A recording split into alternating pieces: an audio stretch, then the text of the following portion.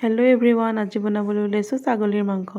ছাগলীৰ মাংস বনাবৰ বাবে আলু, পিঁয়াজ, নহৰু, আদা, গোটা গৰম মছলা, তেজপাত ৰেডি কৰি লৈছোঁ। আৰু এইফালে ৰেডি কৰি লৈছোঁ জিৰা, মিট মছলা, কাশ্মীৰী মিৰ্চ, হালধি। এনেদৰে সংমিশ্ৰণ এটা বনাই লৈছোঁ। আৰু এইফালে কেৰাহীখন পাতি দি তাতে অলপ গৰম হোৱাৰ পাছত অকণমান চেনি দিছোঁ কালাৰৰ বাবে। তেলত এনেদৰে চেনিখিনি হোৱাৰ পিছত তেজপাত আৰু গোটা গৰম মছলা দি পিঁয়াজ দি ধুনীয়াকৈ ভাজি লৈছোঁ। পিঁয়াজখিনি ভাজা হোৱাৰ পিছত আদা আৰু নহৰু যোগ কৰি দিছোঁ। তাতে ধুনীয়াকৈ মছলাখিনি ধুনীয়াকৈ গল্ডেন ব্ৰাউন হোৱাৰলৈকে ভাজি লৈছোঁ। আৰু বনাই ৰখা মছলাৰ পেষ্টখিনিও তাতে দি ভালদৰে লৰাই লৈছোঁ। এনেদৰে ধুনীয়াকৈ ভাজি লৈছোঁ মছলাখিনি, কাৰণ মছলাখিনি যিমান ধুনীয়াকৈ ভাজ খায় সিমানেই মাংসখিনি সোৱাদ হয়। আৰু মাংসখিনি এড কৰি দিছোঁ ধুনীয়াকৈ, পৰিমাণ অনুসৰি নিমখ দি দিছোঁ তাতে। মাংসখিনি অৱশ্যে আগতে অকণমান ভাজি থোৱা আছিল, ভিডিঅ'ত দেখাবলৈ থাকি গ'ল।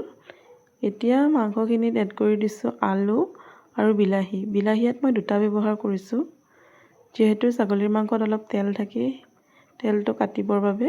আৰু পিঁয়াজো এড কৰি ধুনীয়াকৈ লৰাই দিছোঁ। এতিয়া তাতে অলপমান দৈ দিছোঁ। দৈখিনি দিয়াৰ সময়ত গেছৰ ফ্লেমটো অলপমান কম কৰি থৈ দিছিলোঁ, নহ'লে দৈখিনি ফাটি যোৱাৰ চান্স থাকে। এতিয়া ধুনীয়াকৈ উতলিবলৈ দিছোঁ আৰু মছলা, গৰম মছলাৰ পেষ্ট তাতে দি ধুনীয়াকৈ লৰাই লৈছোঁ।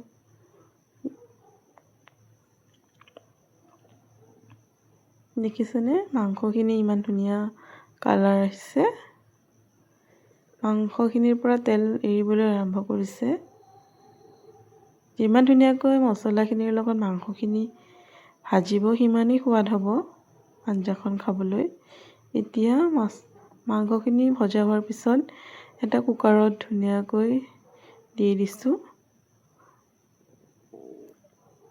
কুকাৰত সিজিবলৈ দিলে কম সময়তে হয়, গতিকে ইয়াতে গৰম পানীও অলপমান দি ধুনীয়াকৈ লৰাই 4-5টামান চিটি আহিবলৈ এৰি দিম।